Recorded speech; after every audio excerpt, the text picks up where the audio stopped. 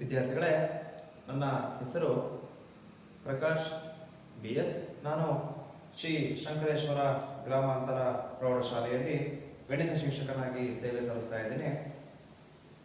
ಇಂದಿನ ತರಗತಿಯಲ್ಲಿ 8ನೇ ತರಗತಿಯ ಪ್ರಾಯೋಗಿಕ ರೇಖಾಗಣಿತ ಈ ಪಾಠದಲ್ಲಿ ನಾವು ಚತುರ್ಭುಜವನ್ನು ಹೇಗೆ ರಚನೆ ಮಾಡಬೇಕು ಅನ್ನೋದ್ರ ಬಗ್ಗೆ ನಾವು ಇಂದಿನ ತರಗತಿಯಲ್ಲಿ ಅಭ್ಯಾಸವನ್ನ ಮಾಡೋಣ. ನಾವು ಹಿಂದಿನ ತರಗತಿಯಲ್ಲಿ ಏನ್ ಮಾಡಿದ್ವಪ್ಪ ಅಂತಂದ್ರೆ, ಈ ಚತುರ್ಭುಜ ರಚನೆಯಲ್ಲಿ 4 ಭುಜಗಳು ಮತ್ತು ಒಂದು ಕರ್ಣವನ್ನು ಕೊಟ್ಟಾಗ ರಚನೆ ಮಾಡುವ ವಿಧಾನವನ್ನ ಅಭ್ಯಾಸ ಮಾಡಿದ್ವಿ. ಸರಿ, ಈಗ ಇಂದಿನ ತರಗತಿಯಲ್ಲಿ ಏನ್ ಮಾಡೋಣಪ್ಪ ಅಂತಂದ್ರೆ, 2 ಕರ್ಣಗಳು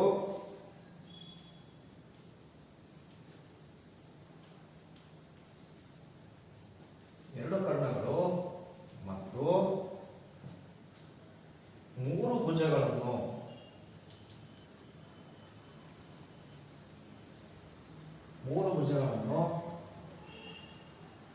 ಕೊಟ್ಟಾಗ ಹೇಗೆ ನಾವು ಚತುರ್ಭುಜವನ್ನ ರಚನೆ ಮಾಡಬೇಕನ್ನೋ ಬಗ್ಗೆ ನಾವು ಇಂದಿನ ತರಗತಿಯಲ್ಲಿ ತಿಳ್ಕೋಣ. ಸರಿ, ನಾವು ಹೆಡ್ಡಿಂಗ್ ಅಂತ ಹೇಳಿ 2 ಕರ್ಣಗಳನ್ನ ಅಂದ್ರೆ 2 ಕರ್ಣಗಳ ಅಳತೆಗಳನ್ನ ಮತ್ತು 3 ಭುಜಗಳನ್ನ ಅಥವಾ 3 ಭಾಗಗಳನ್ನ ಕೊಟ್ಟಾಗ ನಾವು ಹೇಗೆ ಒಂದು ಚತುರ್ಭುಜವನ್ನ ರಚನೆ ಮಾಡಬೇಕು ಅನ್ನೋ ಬಗ್ಗೆ ನಾವು ತಿಳ್ಕೋಣ.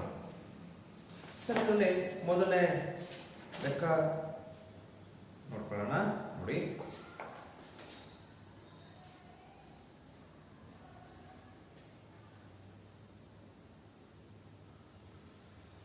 ನೋಡಿ, BC 4.5 centimetre, ED is equal to 5.5 centimetre, CD is equal to 5 centimetre. Karna AC is equal to 5.5 centimetre ಮತ್ತು ಇನ್ನೊಂದು Karna BD is equal to 7 centimetre ಇರುವಂತೆ ಚತುರ್ಭುಜ ABCD ಯನ್ನ ರಚನೆ ಮಾಡಬೇಕು. ಚತುರ್ಭುಜ ABCD ಯನ್ನು ನೀವೇ ಮಾಡ್ಕೋಬೇಕು, ರಚನೆಯನ್ನ ಮಾಡಬೇಕಾಗಿದೆ. ಅರ್ಥ ಇದಲ್ವಾ? ಸರಿ, ಏನಂತ ಕೊಟ್ಟಿದ್ದಾರೆ? 2 ಕರ್ಣಗಳು, 3 ಭುಜಗಳನ್ನ ಕೊಟ್ಟಾಗ ಹೇಗೆ ನಾವು ತ್ರಿಭುಜವನ್ನ ರಚನೆ ಮಾಡಬೇಕು ಅನ್ನೋ ಬಗ್ಗೆ ನಾವೀಗ ತಿಳ್ಕೊಂಡು ರಚನೆಯನ್ನ ಪ್ರಾರಂಭ ಮಾಡೋಣ. ಅರ್ಥ ಇದಲ್ವಾ ಮಕ್ಕಳೇ? ಈಗ ನಮಗೆ ಕೊಟ್ಟಿರುವ ಅಳತೆಗಳನ್ನ ಬರ್ಕೊಳ್ಳೋಣ. ಸರಿ, ಮೊದಲನೇದಾಗಿ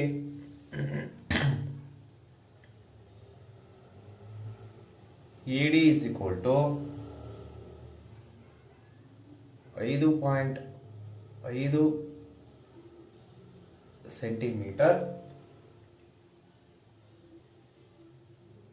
next AC is equal to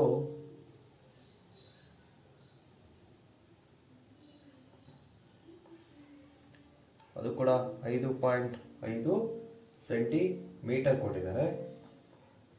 ನಂತರ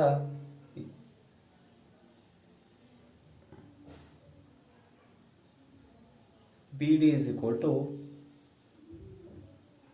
7 ಸೆಂಟಿಮೀಟರ್ ಇದೆ. ನಂತರ BC is equal to 4.5 centimetre ಕೊಟ್ಟಿದ್ದಾರೆ. Next DC is equal to 5 centimetre ಕೊಟ್ಟಿದ್ದಾರೆ. ಸರಿ, ಈ ಅಳತೆಗೆ ಅನುಗುಣವಾಗಿ ನಾವೇನು ಮಾಡಬೇಕೀಗ? ಒಂದು ಚತುರ್ಭುಜ ABCD ಯನ್ನ ರಚನೆ ಮಾಡಿಕೊಳ್ಬೇಕು. ಸರಿ, ಈಗ ನಾವು ಯಾವುದೇ ರಚನೆಯನ್ನು ಮಾಡೋದಕ್ಕಿಂತ ಮುಂಚೆ ನೀವೇ ಮಾಡ್ಕೊಳ್ಬೇಕು, ಇಲ್ಲಿ ಒಂದು ರಫ್ ಸ್ಕೆಚ್ ಅನ್ನ ಹಾಕೊಳ್ಳೋಣ. ಸರಿ, ಈಗ ನಾವು ರಚನೆ ಮಾಡಬೇಕಾಗಿರೋದು ಚತುರ್ಭುಜ. ಹಾಗಾಗಿ ನಾವೊಂದು ಚತುರ್ಭುಜದ ರಫ್ ಸ್ಕೆಚ್ ಹಾಕೊಳ್ಳೋಣ.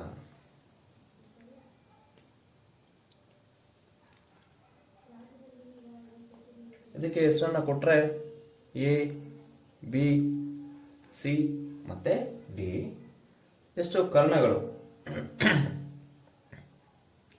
ಒಂದು ಎ ಸಿ ಇದೆ, ಇನ್ನೊಂದು ಬಿ ಡಿ ಇದೆ. ಸರಿ, ಹೆಡ್ಡಿಂಗ್ ಏನಿತ್ತಪ್ಪ ಅಂತಂದ್ರೆ ನೋಡಿ,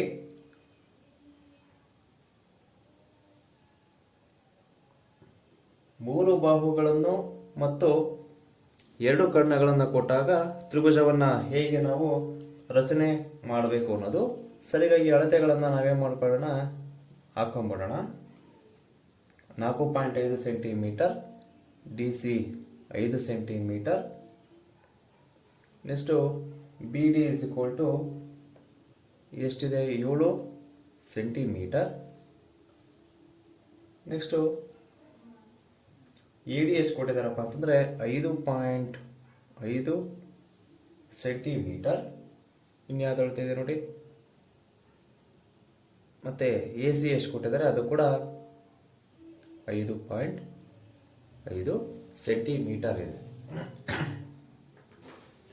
ಈಗ ನೀವು ಈ ಅಳತೆಗೆ ಅನುಗುಣವಾಗಿ ಏನು ಮಾಡಬೇಕೀಗ, ಚತುರ್ಭುಜವನ್ನ ರಚನೆ ಮಾಡ್ಕೊಳ್ಬೇಕು. ಸರಿ, ಹೇಳಿರೋ ಪ್ರಕಾರ ನಿಮಗೆ ಹೇಳಿದೆ ನೋಡಿ, 3 ಬಾಹುಗಳು, 1 2 3 ಅಲ್ವಾ? ಸರಿ, 3 ಬಾಹುಗಳು ಮತ್ತು 2 ಕರ್ಣಗಳನ್ನು ಕೊಟ್ಟಾಗ ನಾವು ಹೇಗೆ ಚತುರ್ಭುಜವನ್ನ ರಚನೆ ಮಾಡಬೇಕು ಅನ್ನೋದ್ರ ಬಗ್ಗೆ ನಾವೀಗ ಅಭ್ಯಾಸವನ್ನ ಮಾಡೋಣ, ಅಥವಾ ರಚನೆಯನ್ನ ಮಾಡೋಣ. ಸರಿ, ಮೊದಲು ನಾವೇನ್ ಮಾಡ್ಕೊಳ್ಬೇಕು, ಇಲ್ಲಿ ಚತುರ್ಭುಜವನ್ನ ರಚನೆ ಮಾಡೋದಕ್ಕಿಂತ ಮುಂಚೆ ಏನ್ ಮಾಡಬೇಕಪ್ಪ ಅಂತಂದ್ರೆ ಇಲ್ಲಿ ತ್ರಿಭುಜವನ್ನ ರಚನೆ ಮಾಡ್ಕೊಳ್ಬೇಕು. ಸರಿಗ ನಾವು ತ್ರಿಭುಜವನ್ನ ರಚನೆ ಮಾಡ್ಕೊಳ್ಬೇಕು ಅಂದ್ರೆ ಇಲ್ಲಿ ಬೇಸ್ ಯಾವುದಿದೆ, ಪಾದ ಯಾವುದಿದೆ, ಬಿ ಸಿ. ಈಗ ಬಿ ಸಿ ಪಾದ ಇರೋ ತರ ನಮಗೆ 2 ತ್ರಿಭುಜಗಳು ಕಾಣಿಸ್ತಾ ಇದೆ ನೋಡಿ. ಒಂದು ಎ ಬಿ ಸಿ ಮತ್ತಿನ್ನೊಂದು ಬಿ ಡಿ ಸಿ.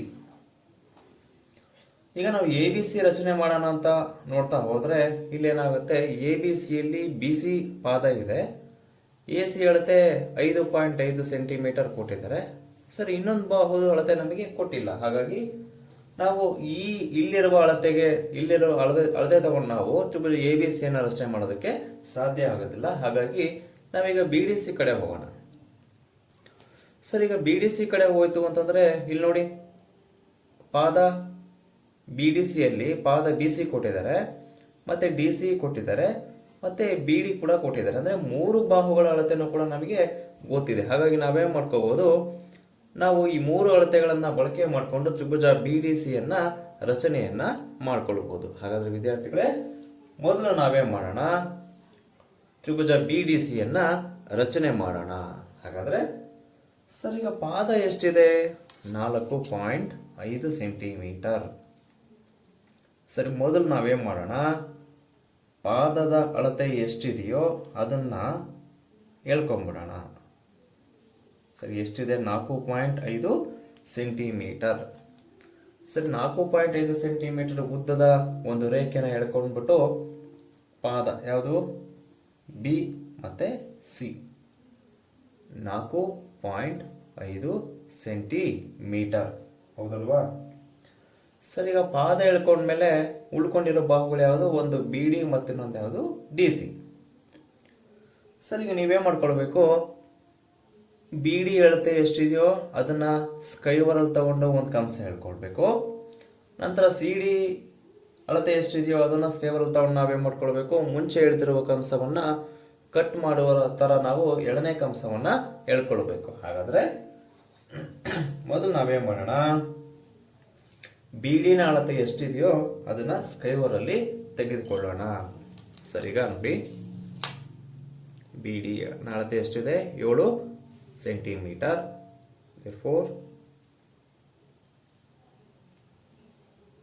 ನೋಡಿ, ಈ ತರ ನಾವು ಅಳತೆನ ಸರಿಯಾಗಿ ತಗೊಳ್ಳಿ. 7 ಸೆಂಟಿಮೀಟರ್ನ ತೆಗೆದುಕೊಂಡೆ ನಾನೀಗ. ಏನ್ ಮಾಡ್ಬೇಕು, ನಾವು ಎಲ್ಲಿಂದ 7 ಸೆಂಟಿಮೀಟರ್ ಇರೋದು, ಬಿ ಇಂದ ಅಲ್ವಾ? ಹಾಗಾಗಿ ಬಿ ಇಂದ ನೀವೇನು ಮಾಡ್ಕೊಳ್ಬೇಕು, ಒಂದು ಕಂಸವನ್ನ ಈ ತರ ಎಳ್ಕೊಳ್ಬೇಕು. ಅರ್ಥ ಇದಲ್ವ ಮಕ್ಕಳೇ? ಸರಿಗ ನಾವು ಈ ಬಿ ಡಿ ಅಳತೆ ಆದ್ಮೇಲೆ ನೆಕ್ಸ್ಟ್ ಟೈಮ್ ಮಾಡ್ಕೊಳ್ಬೇಕು, ನಾವು ಡಿ ಸಿ ಇದೆಯಲ್ವಾ? ಸರಿ, ಡಿ ಸಿನ ಅಳತೆ ಎಷ್ಟಿದೆಯೋ ಅದನ್ನ ಮತ್ತೆ ನೀವೇನ್ ಮಾಡ್ಕೊಳ್ಬೇಕು, ಸ್ಕೈವರಲ್ಲಿ ತೆಗೆದುಕೊಳ್ಬೇಕು.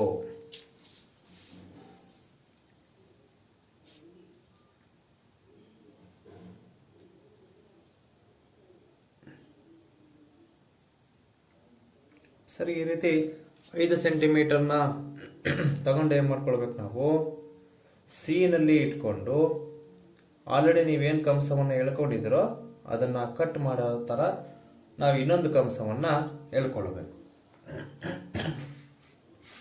ವಿದ್ಯಾರ್ಥಿಗಳೇ, ಈ ಥರ ಎಳ್ಕೊಂಡಾಗ ಏನಾಯಿತು ನೋಡಿ, ಇಲ್ಲಿ ಈ ಕಂಸ ಮತ್ತು ಈ ಕಂಸ ಏನಾಗಿದೆ, ಎರಡು ಕಂಸಗಳು ಒಂದು ಬಿಂದುವಿನಲ್ಲಿ ಸಂಧಿಸಿ ಹೋಗಿದೆ ಅಲ್ವಾ. ಆ ಬಿಂದುವನ್ನು ಮಾರ್ಕ್ ಮಾಡ್ಕೊಳ್ಬೇಕು. ಮಾರ್ಕ್ ಮಾಡಿಕೊಂಡು ಅದೇ ಬಿಂದು ಏನಾಗಿರುತ್ತೆ ಅಲ್ಲಿ ಡಿ ಬಿಂದು ಆಗಿದೆ. ಸರಿ, ಈಗ ಡಿ ಬಿಂದುವನ್ನು ಗುರ್ತು ಮಾಡ್ಕೊಂಡ್ಮೇಲೆ ಏನು ಮಾಡ್ಕೊಳ್ಬೇಕು ನಾವು ಅದನ್ನು ಜಾಯಿನ್ ಮಾಡಬೇಕು. ನೋಡಿ, ಅದನ್ನು ಬಿಗೆ ಜಾಯಿನ್ ಮಾಡಿದೆ, ನಂತರ ಆ ಬಿಂದುವನ್ನು ಸಿಗೆ ಜಾಯಿನ್ ಮಾಡಿದೆ.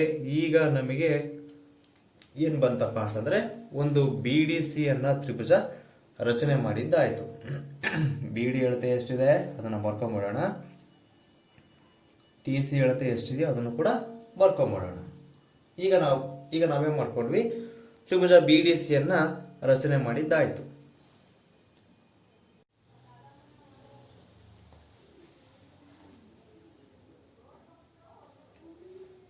ತ್ರಿಭುಜ ಬಿ ಡಿ ಸಿಯನ್ನು ರಚನೆ ಮಾಡಿದ ಮೇಲೆ ನೆಕ್ಸ್ಟ್ ನಾವೇನು ಮಾಡ್ಕೊಳ್ಬೇಕು, ನಾವು ರಚನೆ ಮಾಡಬೇಕಾಗಿರೋದು ಚತುರ್ಭುಜ ಎ ಬಿ ಸಿ ಡಿ ಅಲ್ವಾ. ಸರಿ, ಎ ಬಿ ಸಿ ಡಿಯಲ್ಲಿ ನಾವೇನು ಮಾಡ್ಕೊಂಡ್ವಿ, ಬಿ ಸಿ ರಚನೆಯಾಗಿದೆ, ಸಿ ಡಿ ಆಗಿದೆ. ಇನ್ನು ಎರಡು ಬಾಹುಗಳನ್ನು ಮಾತ್ರ ನೀವೇನು ಮಾಡ್ಕೊಳ್ಬೇಕು, ಈಗ ಕನ್ಸ್ಟ್ರಕ್ಷನ್ ಮಾಡ್ಕೋಬೇಕು. ಯಾವುದು ಎ ಡಿ ಮತ್ತು ಇನ್ನೊಂದು ಯಾವುದು ಎ ಬಿ.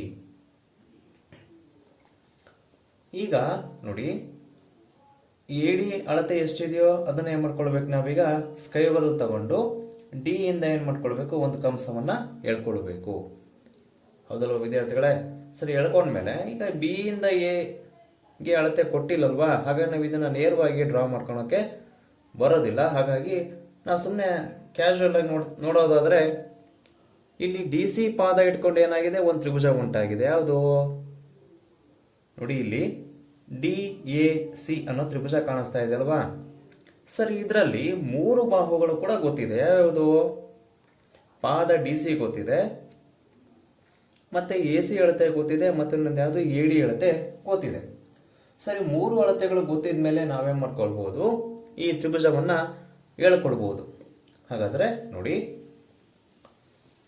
ಈಗೇನು ಮಾಡ್ಕೊಳ್ಳೋಣ ನಾವೀಗ ಅಂತಂದರೆ ಎ ಡಿ ಅಳತೆ ಎಷ್ಟಿದೆಯೋ ಅದನ್ನ ಏನು ಮಾಡ್ಕೊಳ್ಬೇಕು, ನೀವು ಸ್ಕೈವರ್ ತಗೊಂಡು ಒಂದು ಕಂಸವನ್ನು ಹೇಳ್ಕೊಳ್ಬೇಕು. ಹಾಗಾದರೆ A D is equal to 5.5 centimetre. ನೋಡಿ, ಸರಿ, 5.5 ಸ್ಕೈವರಲ್ಲಿ ತಗೊಳ್ಳಿ.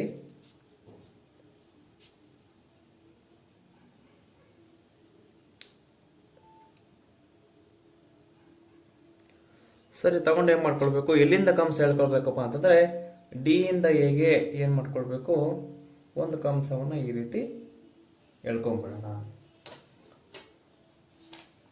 ನೋಡಿ, ಇಲ್ಲಿ ಏನು ರಚನೆ ಎಕ್ಸ್ಟ್ರಾ ಆಗಿತ್ತಲ್ವಾ, ಅದನ್ನು ಸ್ವಲ್ಪ ಅಳಿಸ್ಕೊಂಬಿಡೋಣ. ನೋಡಿ, ಈಗ ಎ ಡಿಯನ್ನು ರಚನೆ ಮಾಡ್ಕೊಂಡ್ಮೇಲೆ ನೆಕ್ಸ್ಟ್ ಏನು ಮಾಡ್ಕೊಳ್ಬೇಕು, ನೀವು ಉಳಿದಿರೋ ಬಾಹು ಯಾವುದು, ಎ ಸಿ. ಸರಿ, ಎ ಸಿ ಅಳತೆ ಇದೆಯಲ್ವಾ. ಸರಿ, ಎ ಸಿ ಅಳತೆ ಎಷ್ಟಿದೆ, 5.5 ಸೆಂಟಿಮೀಟರ್ ತಾನೆ. ಸರಿ, 5.5 ಸೆಂಟಿಮೀಟರ್ನ ಮತ್ತೆ ನೀವೇನು ಮಾಡ್ಕೊಳ್ಬೇಕು, ಸ್ಕೈವರ್ ತಗೊಂಡು ಅಳತೆ ತಗೊಂಡು ಏನು ಮಾಡ್ಕೊಳ್ಬೇಕು, ನಾವು ಮುಂಚೆ ಏನು ಕಂಸ ಎಳೆದಿದ್ದಾರೋ ಆ ಕಂಸವನ್ನು ಕಟ್ ಮಾಡುವ ಥರ ಸಿ ಇಂದ ನಾವು ಎರಡನೇ ಕಂಸವನ್ನು ಹೇಳ್ಕೊಳ್ಬೇಕು. ಹಾಗಾದರೆ ನೋಡಿ, ಅಳತೆ ಎಷ್ಟಿದೆ, 5.5 ಸೆಂಟಿಮೀಟರ್. ವಿದ್ಯಾರ್ಥಿಗಳೇ, 5.5 ಸೆಂಟಿಮೀಟರ್ ಇತ್ತು ನೋಡಿ, 5.5 ಸೆಂಟಿಮೀಟರ್ ಅಲ್ವಾ. ತಗೊಂಡು ಏನು ಮಾಡ್ಕೊಳ್ಬೇಕು, ನೀವು ಸಿ ಇಂದ ನಾವು ಆ ಕಂಸವನ್ನು ಕಟ್ ಮಾಡುವ ಥರ ಎರಡನೇ ಕಂಸ ಅಂತ ಹೇಳಿದ್ದೆ. ನೋಡಿ, ಇದು ಕಟ್ ಆಗಲಲ್ವಾ. ಸರಿ, ಇದು ಕೂಡ 5.5 ಇತ್ತು. ಹಾಗಾಗಿ ನಾವು ಅದನ್ನು ಸ್ವಲ್ಪ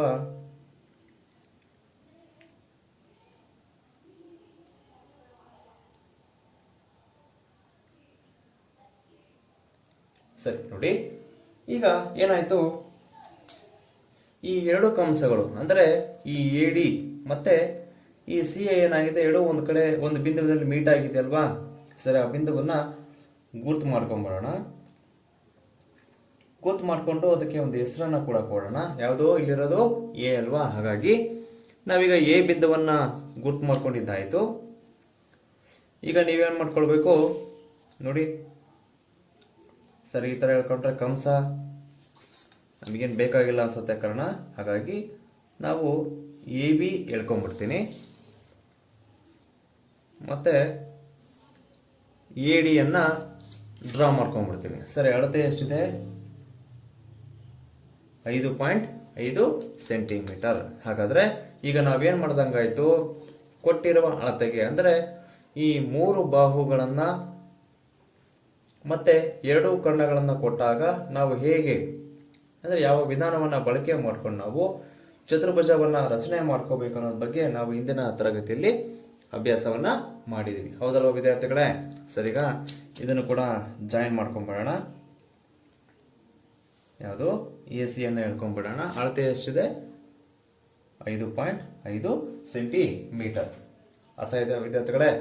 ಸರಿ, ಈ ರೀತಿ ನಾವು 3 ಬಾಹುಗಳನ್ನು ಮತ್ತೆ 2 ಕರ್ಣಗಳನ್ನು ಕೊಟ್ಟಾಗ ಈ ರೀತಿ ನಾವೇನ್ ಮಾಡ್ಕೊಳ್ಬಹುದು, ಒಂದು ಚತುರ್ಭುಜವನ್ನ ರಚನೆಯನ್ನ ಮಾಡ್ಕೊಳ್ಬಹುದು.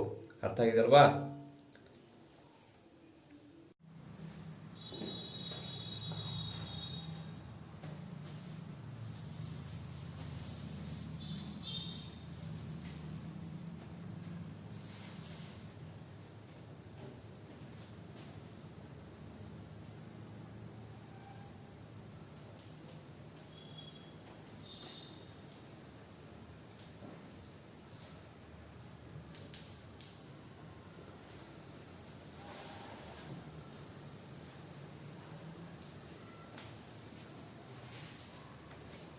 ವಿದ್ಯಾರ್ಥಿಗಳೇ, ಈಗ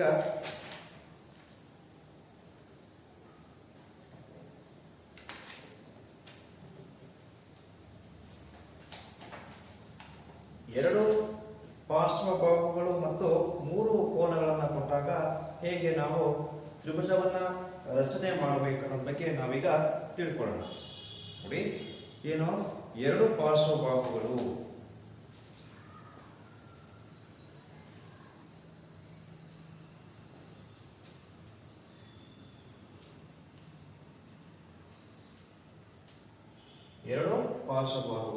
ಮತ್ತು 3 ಕೋನಗಳನ್ನು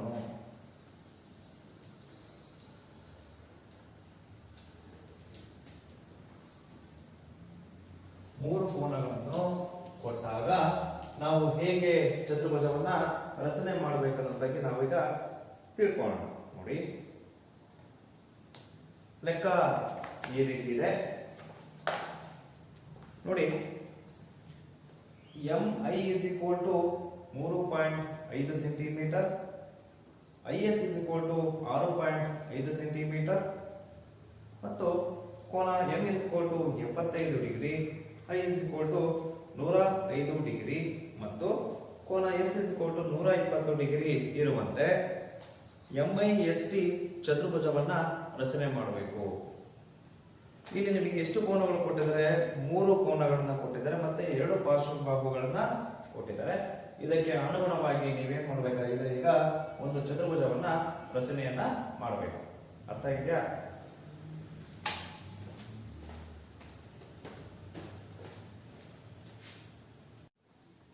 ವಿದ್ಯಾರ್ಥಿಗಳೇ, ನಾವು ಇಲ್ಲಿವರೆಗೂ 3 ಬಾಹುಗಳು ಮತ್ತೆ 2 ಕರ್ಣಗಳನ್ನು ಕೊಟ್ಟಾಗ ಹೇಗೆ ನಾವು ಚತುರ್ಭುಜವನ್ನ ರಚನೆ ಮಾಡಬೇಕನ್ನೋದ್ರ ಬಗ್ಗೆ ಅಭ್ಯಾಸವನ್ನ ಮಾಡಿದ್ವಿ. ಸರಿ, ಈಗ ನೋಡಿ, 3 ಕೋನಗಳನ್ನ ಮತ್ತೆ ಪಾರ್ಶ್ವಬಾಹುಗಳನ್ನ ಕೊಟ್ಟಾಗ 2 ಪಾರ್ಶ್ವಬಾಹುಗಳನ್ನ ಕೊಟ್ಟಾಗ ನಾವು ಹೇಗೆ ಚತುರ್ಭುಜವನ್ನ ರಚನೆ ಮಾಡಬೇಕನ್ನೋದ್ರ ಬಗ್ಗೆ ನಾವೀಗ ಅಭ್ಯಾಸವನ್ನ ಮಾಡೋಣ. ನೋಡಿ ಸರಿ, ಹಾಗಾದ್ರೆ ಅಳತೆಗಳು ಈ ರೀತಿ ಇದೆ ನೋಡಿ.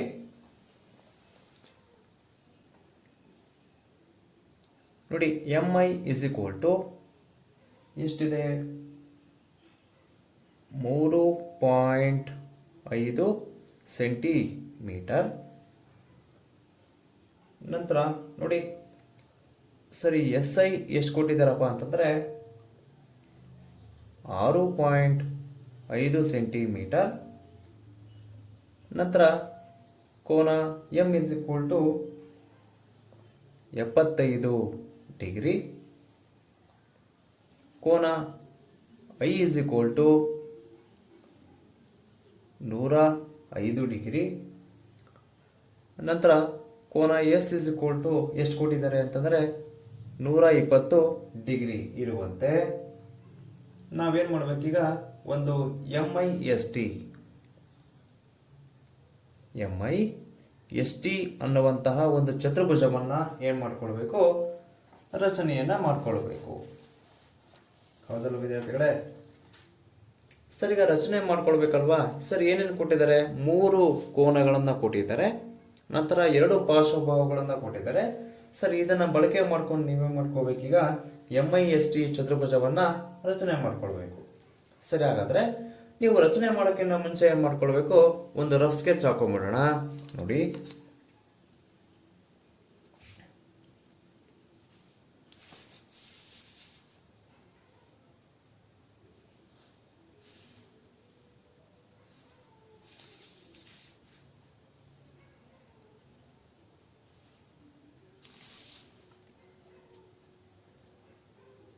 ಸರಿ, ಯಾವುದು ಎಮ್ ಐ ಎಸ್ ಟಿ.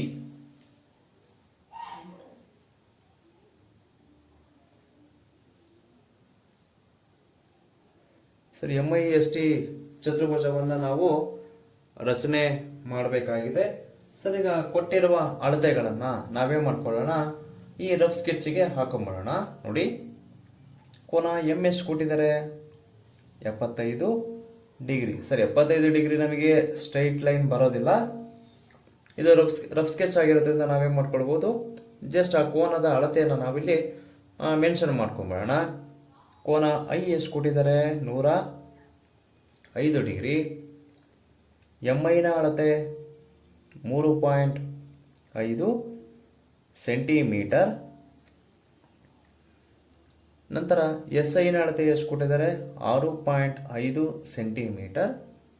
ಕೋನ ಎಷ್ಟಿದೆ ಅಂತಂದರೆ 120 ಡಿಗ್ರಿ. ಸರಿ, ಇಷ್ಟು ಅಳತೆಯನ್ನು ಕೊಟ್ಟು ನಿಮಗೆ ಏನು ಕೇಳಿದಾರಪ್ಪ ಅಂತಂದರೆ ಚತುರ್ಭುಜ ಎಮ್ ಐ ಎಸ್ ಟಿಯನ್ನು ರಚನೆಯನ್ನು ಮಾಡ್ಕೊಳ್ಬೇಕು. ಹೌದಲ್ಲ ವಿದ್ಯಾರ್ಥಿಗಳೇ? ಸರಿ, ಈಗ ಹೇಗೆ ರಚನೆ ಮಾಡ್ಕೊಳ್ಳೋದು? ಇದರಲ್ಲಿ ನೋಡಿ, ಈ ಲೆಕ್ಕದಲ್ಲಿ ಏನಾಗಿತ್ತು, ನಮಗೆ ತ್ರಿಭುಜ ಹೇಳ್ಕೊಂಡು ಆಮೇಲೆ ನೀವು ಚತುರ್ಭುಜದ ಮಿಕ್ಕಿದ ಬಾಹುಗಳನ್ನು ರಚನೆ ಮಾಡ್ಕೊಂಡ್ರಿ. ಆದರೆ ಇಲ್ಲೇನಾಗಿದೆ, ಸರಿ ನೋಡ್ತಾ ಹೋದರೆ ನಾವಿಲ್ಲಿ ಚತುರ್ಭುಜ ರಚನೆ ಮಾಡ್ಕೊಳ್ಳೋ ಅವಶ್ಯಕತೆನೇ ಇಲ್ಲ. ಹಾಗಾಗಿ ಇಲ್ಲೇನು ಮಾಡ್ಕೊಳ್ಬೇಕು, ನಾವು ಬರೀ ಬಾಹುಗಳನ್ನು ರಚನೆ ಮಾಡ್ಕೊತ ಹೋದರೆ ಸಾಕಾಗುತ್ತೆ. ಹಾಗಾದರೆ ಮೊದಲು ನಾವೇನು ರಚನೆ ಮಾಡ್ಕೊಳ್ಬೇಕು, ಆ್ಯಸ್ ಯೂಶುವಲ್ ಪಾದವನ್ನು ಹೇಳ್ಕೊಳ್ಬೇಕು. ಸರಿ, ಪಾದ ಹೇಳ್ಕೊಂಡ್ಮೇಲೆ ನಂತರ ಏನು ಮಾಡ್ಕೊಳ್ಬೇಕು, ನಾವು ಪಾದಗಳಲ್ಲೇ ಕೋನಗಳಿದೆಯಲ್ವ 2. ಸರಿ, ಹಾಗಾಗಿ ಆ 2 ಕೋನಗಳನ್ನು, ಕೋನಗಳನ್ನು ನಾವು ಗುರುತನ್ನು ಮಾಡ್ಕೊಂಬಿಡೋಣ. ಸರಿ, ಮೊದಲೇನು ಮಾಡೋಣ, ಪಾದವನ್ನು ಹೇಳ್ಕೊಂಬಿಡೋಣ. ಎಷ್ಟಿದೆ ಪಾದ? 3.5 ಸೆಂಟಿಮೀಟರ್. ಸರಿ, ಈಗ ಮೊದಲು 3.5 ಸೆಂಟಿಮೀಟರ್ ಉದ್ದವುಳ್ಳ ಒಂದು ರೇಖೆನ ಎಳ್ಕೊಂಬಿಡೋಣ. ಸರಿ, ಎಳ್ಕೊಂಡ್ಮೇಲೆ ಒಂದು ಎಮ್ಮು ಮತ್ತಿನ್ನೊಂದು ಐ, ಅಳತೆ 3.5 ಸೆಂಟಿಮೀಟರ್.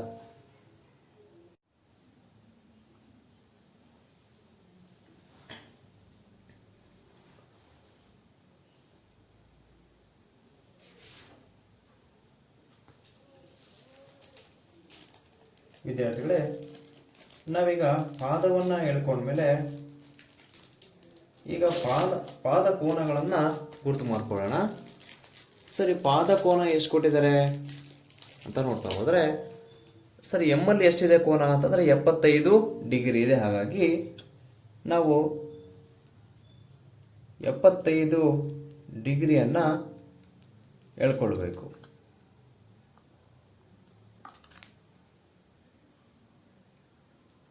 ಸರಿ, ಮೊದಲೇ ಮಾಡೋಣ, ನಾವು 75 ಡಿಗ್ರಿಯನ್ನು ಗುರ್ತು ಮಾಡ್ಕೊಳ್ಳೋಣ. ಗುರ್ತು ಮಾಡಿಕೊಂಡು ಒಂದು ಸ್ಟ್ರೈಟ್ ಲೈನ್ ಹೇಳ್ಕೊಂಬಿಡೋಣ. ಸರಿ, ಈಗ ಈ ಕಡೆ ಎಷ್ಟಿದೆ ಕೋನ ಅಂತ ನೋಡ್ತಾ ಹೋದರೆ 105 ಡಿಗ್ರಿ ಇದೆ. ಹಾಗಾಗಿ ನಾವು 105 ಡಿಗ್ರಿಯನ್ನು ಐನಲ್ಲಿ ಗುರ್ತು ಮಾಡ್ಕೊಂಬಿಡೋಣ. ಸರಿ, 105 ಡಿಗ್ರಿ ನಮಗೆ ಇಲ್ಲಿ ಬರುತ್ತೆ.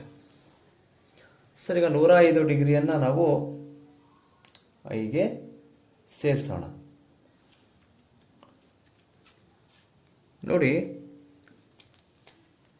ಸರಿಗ ಎಮ್ ಐ 3.5 ಸೆಂಟಿಮೀಟರ್ ಇದೆಯಲ್ವಾ.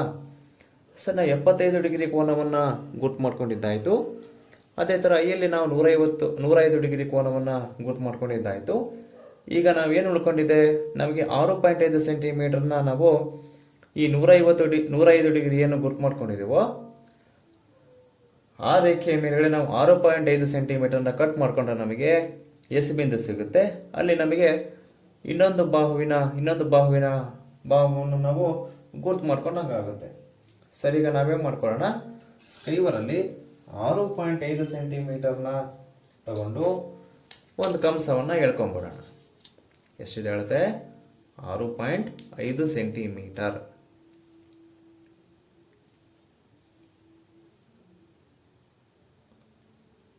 ಸರಿ, 6.5 ಸೆಂಟಿಮೀಟರ್ ತಗೊಂಡು ಏನು ಮಾಡ್ಕೊಂಬಿಡೋಣ, ನಾವು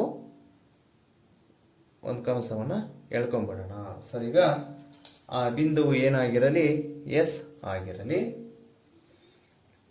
ಅಳತೆ ಎಷ್ಟಿದೆ, 6.5 ಸೆಂಟಿಮೀಟರ್. ಸರಿ, ಇದೆಷ್ಟು ಎಳ್ಕೊಂಡ್ಮೇಲೆ ನಮಗೆ ಇನ್ನೆರಡು ಬಾಹು ಉಳ್ಕೊಂಡ್ಬಲ್ವಾ. ಸರಿ, ಎಸ್ನಲ್ಲಿ ಕೋನ ಎಷ್ಟಿದೆ ಅದನ್ನು ಗುರ್ತು ಮಾಡ್ಕೊಬೋಣ. ಎಷ್ಟಿದೆಯಪ್ಪ ಅಂತಂದರೆ 120 ಡಿಗ್ರಿ ಇದೆ. ಸರಿ, ಈಗ ಕೋನ ಮಾಪಕವನ್ನು ಇಟ್ಕೊಂಡು ಏನು ಮಾಡೋಣ, 120 ಡಿಗ್ರಿ ಕೋನವನ್ನು ಗುರ್ತು ಮಾಡ್ಕೊಂಡ್ಬಿಟ್ಟು ನೋಡಿ ಅದನ್ನು ಸೇರಿಸ್ಬಿಡೋಣ. ದಟ್ ಮೀನ್ಸ್ ಏನು ನಮಗೇನು ಹೊರಮುಖದಲ್ಲಿ ಬಂದಿದೆಯೋ ಅದನ್ನು ಇಲ್ಲಿ ಅಳಿಸ್ಕೊಂಡ್ಬಿಡೋಣ. ಸರಿ, ಈಗ ಎರಡೂ ಕೂಡ ಎಲ್ಲಿ ಮೀಟ್ ಮಾಡಿದೆಯೋ ಆ ಬಿಂದುವನ್ನು ಇಲ್ಲಿ ಟಿ ಅಂತ ಕೊಡೋಣ. ಸರಿ, ಇಲ್ಲಿ ಅಳತೆ ಎಷ್ಟಿದೆ, 120 ಡಿಗ್ರಿ. ವಿದ್ಯಾರ್ಥಿಗಳೇ, ಈಗ ನಾವು 120 ಡಿಗ್ರಿ ಕೋನವನ್ನು ಎಳ್ಕೊಂಡ್ಮೇಲೆ ಏನಾಯಿತು, ಈ 75 ಡಿಗ್ರಿ ಮತ್ತು 120 ಡಿಗ್ರಿ ಏನಾಗುತ್ತೆ, ಒಂದು ಬಿಂದುವಿನಲ್ಲಿ ಸಣಿಸುತ್ತಲ್ವಾ, ಆ ಬಿಂದುವನ್ನು ನಾವೇನಂತ ಕರೆಯೋಣ, ಇದು ಟಿ ಆಗಿರುತ್ತೆ. ಹಾಗಾದರೆ ನಾವೀಗ ರಚನೆ ಮಾಡಿರುವಂಥ ಒಂದು ಡಯಾಗ್ರಾಮ್ ನೋಡ್ತಾ ಹೋದರೆ ನಾವೇನು ರಚನೆ ಮಾಡ್ಕೊಂಡಿದ್ದೀವಿ, MIST ಅನ್ನುವಂತಹ ಒಂದು ಚತುರ್ಭುಜವನ್ನು ನಾವೇನು ಮಾಡ್ಕೊಂಡಿದೆ, ರಚನೆಯನ್ನು ಮಾಡ್ಕೊಂಡಿದೆ. ಅರ್ಥ ಆಯ್ತಲ್ಲ ವಿದ್ಯಾರ್ಥಿಗಳೇ? ಹಾಗಾದರೆ ಇಲ್ಲಿ ಏನಪ್ಪ ನಾವು ಮಾಡಿದ್ದು ಅಂತಂದರೆ, ಒಂದು ಚತುರ್ಭುಜದಲ್ಲಿ ನಾವು ಏನಪ್ಪ ಅಂತಂದರೆ 3 ಕೋನಗಳನ್ನು ಮತ್ತು 2 ಪಾರ್ಶ್ವಬಾಹುಗಳನ್ನು, ಅಂದರೆ ಪಕ್ಕದಲ್ಲೇ ಬರುವಂಥ ಬಾಹುಗಳನ್ನು ಕೊಟ್ಟಾಗ ನಾವು ಚತುರ್ಭುಜವನ್ನು ರಚನೆ ಮಾಡುವ ವಿಧಾನದ ಬಗ್ಗೆ ನಾವು ಇಂದಿನ ತರಗತಿಯಲ್ಲಿ ಅಭ್ಯಾಸವನ್ನು ಮಾಡಿದ್ವಿ. ಅರ್ಥ ಆಯ್ತಲ್ಲ ಮಕ್ಕಳೇ? ಹಾಗಾದರೆ ಇಂದಿನ ತರಗತಿಯನ್ನು ಇಲ್ಲಿಗೆ ಮುಕ್ತಾಯವನ್ನು ಮಾಡ್ತೇನೆ. ಧನ್ಯವಾದಗಳು.